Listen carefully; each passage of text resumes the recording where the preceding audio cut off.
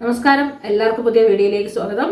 ഈ വരുന്ന മാർച്ച് 27-ന് എമ്പുരാൻ തിയേറ്ററുകളിലേക്ക് എത്തുന്ന സാഹചര്യത്തിൽ നമുക്ക് മറ്റ് രണ്ട് വ്യക്തികളെ കുറിച്ച് കൂടി ഒന്ന് ഓർമ്മിക്കാം. അതിലൊന്ന് ഈ സിനിമയുടെ സംവിധായകന്റെ അച്ഛൻ സുകുമാരൻ, രണ്ടാമത് ഈ സിനിമയുടെ കഥ എഴുതിയ മുരളി ഗോപിയുടെ അച്ഛൻ ഭരത് ഗോപി.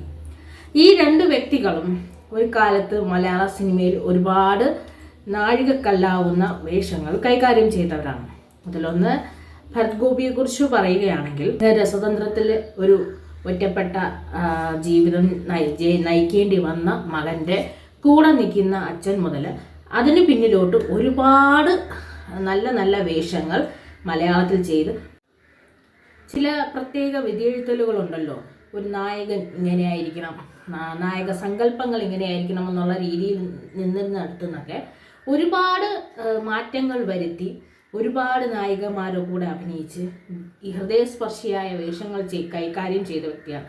അതായത് പഞ്ചവടി പാലത്തിലെ ഒരു രാഷ്ട്രീയക്കാരൻ, അതുപോലെ തന്നെ വേറൊരു സന്ധ്യമയങ്ങ് മുമ്പേലൊരു വേഷം ചെയ്തപ്പോഴും ഇതിലെല്ലാം തന്നെ പറഞ്ഞ് തീരാൻ കഴിയാത്ത ഒരുപാട് വേഷങ്ങൾ അദ്ദേഹം കൈകാര്യം ചെയ്തിട്ടുണ്ട്. ഇതിലൊക്കെ എന്ന് പറഞ്ഞാൽ ഒരു അച്ഛൻ്റെ ഭാഗം കൈകാര്യം ചെയ്യുമ്പോൾ അല്ലെങ്കിൽ ഒരു ക്യാരക്ടർ വേഷം ചെയ്യുമ്പോഴെല്ലാം അദ്ദേഹത്തിലേക്ക് തന്നെ ശ്രദ്ധ കേന്ദ്രീകരിച്ചു പോകുന്ന തരത്തിൽ ആ സിനിമയെ കൊണ്ടുപോകാൻ കഴിവുള്ള ഒരു നടനായിരുന്നു.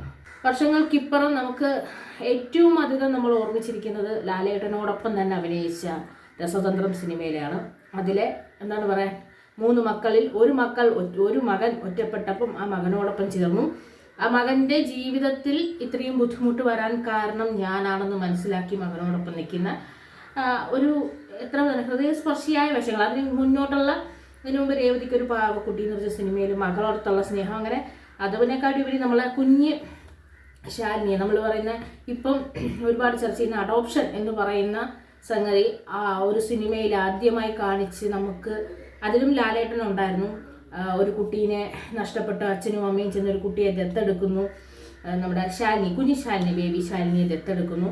അതിൽ ആ അച്ഛൻ്റെ വേഷം നന്നായിട്ട് കൈകാര്യം ചെയ്യുന്നു. ഒടുവിൽ നമ്മൾ എന്താണ് പറഞ്ഞത്, ഈ നമ്മുടെ കറണ്ട് സാഹചര്യത്തിലൊക്കെ നടന്നതുപോലെ ആ കുട്ടിയെ വീണ്ടും തിരിച്ചു കൊടുക്കേണ്ടി വരുന്നു. ഈ സാഹചര്യത്തിൽ എന്താണ് മക്കളുണ്ടാകാത്ത ഇനി ഭാര്യയുടെ മാനസികാവസ്ഥയോടൊപ്പം നിൽക്കുക, കുഞ്ഞാറ്റ് വളർത്തിയ മകളെ നഷ്ടപ്പെട്ടു, പിന്നെ വന്നൊരു കുട്ടിയെ, ഇങ്ങനെയുള്ള വികാരകരമായ വേഷങ്ങൾ കൈകാര്യം ചെയ്ത് ഒരു പക്ഷേ മലയാള സിനിമയിൽ അദ്ദേഹത്തിൻ്റെതായ സ്ഥാനം കൊടുത്തു വളരെ നല്ല രീതിയിലുള്ള വേഷങ്ങൾ കൈകാര്യം ചെയ്ത് അന്നത്തെ ഏറ്റവും ഉയർന്ന താരങ്ങളിൽ ഒരാളായി മികച്ച നായകരുടെ ഒക്കെ വേഷം കൈകാര്യം ചെയ്തു അദ്ദേഹം കാലയവനികയ്ക്കുള്ളിൽ മറഞ്ഞു. അത് സുകുമാരൻ. അദ്ദേഹത്തിൻ്റെ സിനിമകളും നമ്മൾ കണ്ട് വന്നപ്പോൾ നമുക്ക് ഏറ്റവും വന്നത് മമ്മൂക്ക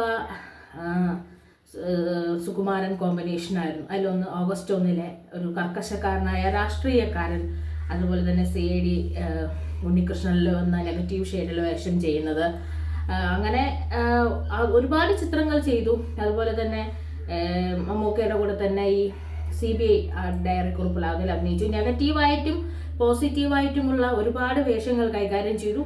ഈ കൈകാര്യം ചെയ്ത സിനിമയിലെല്ലാം അവർക്ക് അവരുടേതായ ഒരു സ്ട്രോങ് ആയ സ്ഥാനമുണ്ടായിരുന്നു.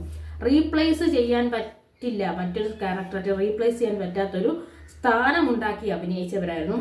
അദ്ദേഹത്തിൻ്റെയും അഭിനയ ജീവിതത്തിൽ തുടക്കം മുതലുള്ള അഭിനയ ജീവിതത്തിലെല്ലാം തന്നെ ഇന്നത്തെ താരങ്ങളോടും അന്നത്തെ താരങ്ങളോടും ഒരുമിച്ച് നിന്ന് അഭിനയിച്ചതിലെല്ലാം തന്നെ അവരുടെ വേഷങ്ങളെല്ലാം തന്നെ അന്ന് ശ്രദ്ധിക്കപ്പെട്ടിരുന്നു. ഇന്ന് നമ്മൾ കാണുമ്പോഴും അത് നല്ല നല്ല വേഷങ്ങൾ തന്നെയായിരുന്നു. ഒരു സംശയാസ്പദമായ രീതിയിൽ ഗ്യാരണ്ടി നൽകുന്ന വേഷങ്ങൾ കൈകാര്യം ചെയ്തു മുന്നോട്ട് കൊണ്ടുപോയി. അങ്ങനെ ഈ രണ്ട് മഹാപ്രതിഭകളുടെ മക്കളാണ് ലൂസിഫർ എന്ന ചിത്രം നമ്മുടെ മുമ്പിലേക്ക് പ്രധാനമായിട്ടും കൊണ്ടുവന്നു. പക്ഷേ അവരൊന്ന് ആലോചിച്ച് നോക്കൂ, അച്ഛൻ കൂടെ അഭിനയിച്ച നടൻ തന്നെയാണ് രണ്ടുപേരുടെ കൂടെയും ലാലേട്ടൻ അഭിനയിച്ചിട്ടുണ്ട്. രണ്ടുപേരുടെ അതായത് ഭരത് ഗോപി എന്ന് പറഞ്ഞ വ്യക്തിയുടെയും സുകുമാരൻ എന്ന് പറയുന്ന വ്യക്തിയുടെ കൂടെയും ഇരുവരുടെ കൂടെയും ലാലേട്ടൻ അഭിനയിച്ചിട്ടുണ്ട്. അതേ ലാലേട്ടനെ കേന്ദ്ര കഥാപാത്രമാക്കി ഒരു കഥ എഴുതാനും അത് സംവിധാനം ചെയ്യാനുമുള്ള അവരുടെ ഭാഗ്യവും ആ സിനിമാ മേഖലയിൽ അതുപോലെ തന്നെ സ്ഥാനം നിലനിർത്താനുള്ള അവരുടെ കഴിവുമാണ് ഇതിൽ കാണുന്നത്. അപ്പോൾ എമ്പുരാൻ തിയേറ്ററുകളിലേക്ക് എത്തുമ്പോൾ നമ്മൾ ഇവരെ കൂടിയൊക്കെ ഓർക്കണം. കാര്യം ഇവരിലൂടെ വളർന്നപ്പോഴാണ് അവരും സിനിമയെ സ്നേഹിച്ചത്. നമ്മൾ സിനിമയെ സ്നേഹിച്ചത്, സിനിമ എന്ന വലിയൊരു മേഖലയെ കീഴടക്കാൻ മുരളി ഗോപിക്കും കഴിഞ്ഞു.